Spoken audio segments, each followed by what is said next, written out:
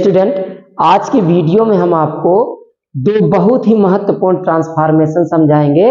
ये ट्रांसफॉर्मेशन अक्सर class 12th में बोर्ड एग्जाम में पूछे जाते हैं, तो आइए समझते हैं इनको। देखिए कौन कौन से हैं, कैसे प्राप्त करोगे। नंबर एक है HCHO यानी फॉर्मेल्डिहाइड से CH3CHO यानी एसिटल्डिहाइड। आपको प्राप्त करना फॉर्मेल्डिहाइड से एसिटल्डिहाइड। और दूसरा है CH3CHO यानी एसिटल्डिहाइड से HCHO यानी फॉर्मेल्डिहाइड। आपको प्राप्त करना है पहले में फॉर्मेल्डिहाइड से एसिटल्डिहाइड और फिर एसिटल्डिहाइड से फॉर्मेल्डिहाइड। तो आइए प्राप्त करते हैं। ये बहुत ही महत्वपूर्ण ट्रांसफॉर्मेशन है, तो आइए हम आपको समझाते हैं। बहुत ही आसान तरीका समझाएंगे, तो आइए स्टार्ट करते हैं। सबसे पहले हम प्राप्त करेंगे डियर स्टूडेंट HCHO यानी फॉर्मेल्डिहाइड से CH3CHO एसिटल्डिहाइड। हम प्राप्त करेंगे फॉर्मेल्डिहाइड से एसिटल्डिहाइड। तो देखिए डियर स्टूडेंट, सबसे पहले आपको क्या करना है, फॉर्मेल्डिहाइड यानी HCHO फॉर्मेल्डिहाइड का अपचयन कराना है। दो नवजात हाइड्रोजन परमाणु लेकर के फॉर्मेल्डिहाइड का अपचयन कराएंगे। डियर स्टूडेंट, जब एल्डिहाइडों का अपचयन कराते हैं तो प्राथमिक अल्कोहल प्राप्त होते हैं। ओके, तो जब फॉर्मेल्डिहाइड का हम अपचयन कराएंगे तो प्राप्त होगा यहाँ पर CH3OH, मेथिल अल्कोहल प्राप्त होगा। क्या प्राप्त होगा? Methyl alcohol. अब इसके बाद मेथिल अल्कोहल की क्रिया आपको करा देना HCl से, हाइड्रोक्लोरिक अम्ल के साथ। ठीक है, तो जब मेथिल अल्कोहल की क्रिया हाइड्रोक्लोरिक अम्ल से होगी तो यहाँ से OH और यहाँ से H यानी एक अणु जल निकल जाएगा और प्राप्त होगा dear student CH3Cl, methyl chloride प्राप्त हो जाएगा। क्या प्राप्त हो जाएगा?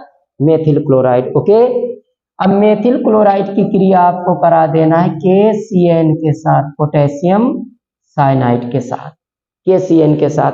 अब KCN के साथ हम क्यों कराते हैं? क्योंकि डियर स्टूडेंट देखिए, फॉर्मेल्डिहाइड में एक कार्बन परमाणु है और एसिटल्डिहाइड में दो कार्बन परमाणु है। हमें कार्बन परमाणुओं की संख्या बढ़ाना है।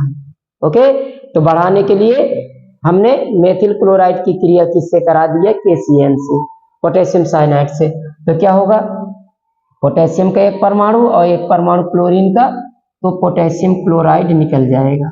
ठीक है, और प्राप्त हो जाएगा CH3CN, मेथिल साइनाइड प्राप्त हो गया। क्या प्राप्त हो गया? Methyl cyanide. अब डियर स्टूडेंट, मेथिल साइनाइड का फिर से अपचयन कराना है 4 नवजात हाइड्रोजन परमाणु लेकर के। मेथिल साइनाइड का 4 नवजात हाइड्रोजन परमाणु लेकर के अपचयन दोबारा करा देना है। तो डियर स्टूडेंट देखो क्या बनेगा यहाँ पर, CH3CH2, 2 H परमाणु कार्बन के साथ जुड़ जाएंगे और 2 H परमाणु नाइट्रोजन के साथ, NH2। क्या प्राप्त हो गया?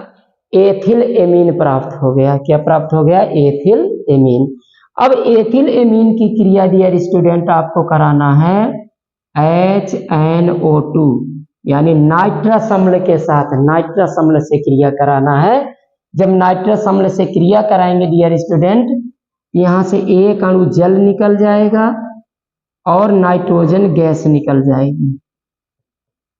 जब एथिल एमीन की क्रिया कराएंगे नाइट्रस अम्ल से, तो यहाँ देखिए एक N परमाणु ये है, एक ये है, तो नाइट्रोजन गैस निकल गए। ओके, और यहाँ से देखिए 2 H परमाणु और एक ऑक्सीजन परमाणु, एक अणु जल निकल गया।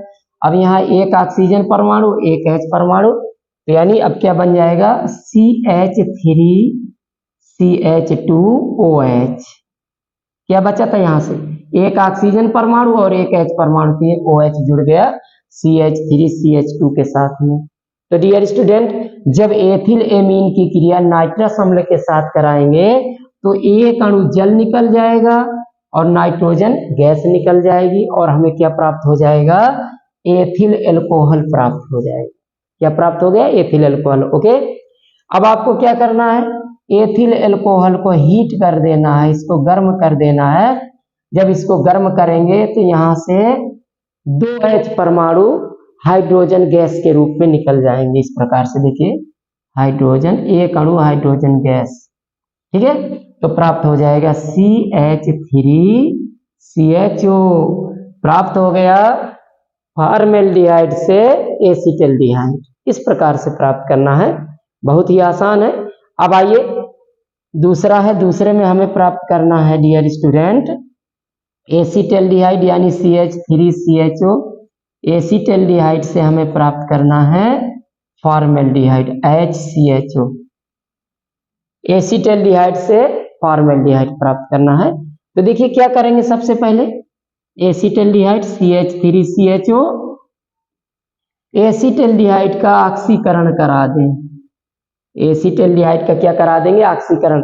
जब एल्डिहाइडों का ऑक्सीकरण कराते हैं तो क्या प्राप्त होते हैं, कार्बोक्सिलिक अम्ल। क्या प्राप्त होते हैं, कार्बोक्सिलिक अम्ल। तो यहाँ प्राप्त हो जाएगा CH3COOH। जब एसिटल्डिहाइड का ऑक्सीकरण कराएंगे तो प्राप्त हो जाएगा एसिटिक अम्ल, क्योंकि जब एल्डिहाइडों का ऑक्सीकरण कराते हैं तो कार्बोक्सिलिक अम्ल प्राप्त होते हैं। तो क्या प्राप्त हो गया, एसिटिक अम्ल। ओके, अब डियर स्टूडेंट इसकी क्रिया आपको करा देना है अमोनिया से। अमोनिया से जब अमोनिया से क्रिया कराएंगे तो योगात्मक उत्पाद बनेगा CH3COONH4। एसिटिक अम्ल अमोनिया के साथ योगात्मक अभिक्रिया द्वारा क्या बनाएगा, अमोनियम एसीटेट। क्या प्राप्त होगा, अमोनियम एसीटेट। अब इसके बाद आपको अमोनियम एसीटेट को गर्म कर देना है। इसको हम क्या करेंगे, हीट कर देंगे, गर्म कर देंगे। इसको गर्म कर देंगे। जब इसको गर्म करेंगे डियर स्टूडेंट, यहां से एक अणु जल निकल जाएगा, एक अणु जल निकल जाएगा, 2 H परमाणु, 1 ऑक्सीजन परमाणु। तो प्राप्त हो जाएगा, यहां पर, यहां लिख देते हैं इसको, प्राप्त हो जाएगा CH3CONH2। यहां से जब अमोनियम एसीटेट को हम गर्म करेंगे डियर स्टूडेंट, तो 2 H परमाणु, 1 ऑक्सीजन परमाणु, यानी एक अणु जल निकल जाएगा। तो हमें प्राप्त हो जाएगा एसीटेमाइड। क्या प्राप्त हो गया, एसीटेमाइड। ओके, अब एसीटेमाइड, इसमें कौन सा ग्रुप है, देखो एमाइड समूह। और आप जानते हैं कि अगर एमाइड समूह को एमीन समूह में बदलना हो तो हाफमान ब्रोमेमाइड अभिक्रिया का सहारा लेते हैं। ओके, तो इसकी क्रिया अब आपको करा देना है किससे, Br2 + 4KOH। यही तो हाफमान ब्रोमेमाइड अभिक्रिया है। जब किसी एसिडेमाइड की क्रिया एल्कोहलिक KOH की उपस्थिति में ब्रोमीन से कराते हैं तो जो एमाइड समूह होता है वो एमीन समूह में बदल जाता है। ओके, तो जब क्रिया होगी डियर स्टूडेंट तो यहां से निकल जाएगा, देखो 2HBr, ये ब्रोमीन के 2 परमाणु है वो HBr के रूप में निकल जाएंगे, और K2CO3 और एक अणु नाइट्रोजन गैस निकल जाएगी। ठीक है, तो अब इसमें क्या देखिए, क्या था, एसिटेमाइड, इसमें एमाइड समूह एमीन समूह में बदल जाएगा। तो क्या बनेगा हमारा, CH3NH2। एसिडेमाइड से प्राप्त हो गया मेथिल एमीन। यहाँ जो एमाइड समूह था CONH2 वो एमीन समूह में बदल गया। ठीक है, तो एसिडेमाइड से प्राप्त हो गया मेथिल एमीन। ओके, अब आपको क्या करना है, इसकी क्रिया करा देना है HNO2 से, नाइट्रस अम्ल से। ओके, नाइट्रस अम्ल से क्रिया कराएंगे। जब प्राथमिक एमिनो की क्रिया नाइट्रस अम्ल से कराते हैं तो क्या प्राप्त होते हैं, एल्कोहल प्राप्त होते हैं। ठीक है ना, यहां से जब क्रिया कराएंगे तो एक अणु जल निकल जाएगा और नाइट्रोजन गैस निकल जाएगी और प्राप्त हो जाएगा डियर स्टूडेंट CH3OH। क्या प्राप्त हो गया, मेथिल एल्कोहल। ओके, अब मेथिल एल्कोहल से हमें क्या प्राप्त करना है, फॉर्मेल्डिहाइड। तो मेथिल एल्कोहल को हीट कर दीजिए। इसको जब आप गर्म कर देंगे, इसको गर्म कर देंगे डियर स्टूडेंट, तो यहां से 2 H परमाणु हाइड्रोजन गैस के रूप में बाहर निकल जाएंगे और प्राप्त हो जाएगा HCHO यानी फॉर्मेल्डिहाइड। इस प्रकार से डियर स्टूडेंट एसिटल्डिहाइड से प्राप्त हो गया फॉर्मेल्डिहाइड। ये दोनों ही ट्रांसफॉर्मेशन बहुत ही इंपॉर्टेंट ट्रांसफॉर्मेशन है। तो डियर स्टूडेंट उम्मीद करते हैं कि ये वीडियो आपको पसंद आया होगा। अगर वीडियो पसंद आया हो तो प्लीज इसे लाइक व शेयर करें और मेरे चैनल PCM स्टार क्लासेस को सब्सक्राइब करें, सपोर्ट करें। धन्यवाद।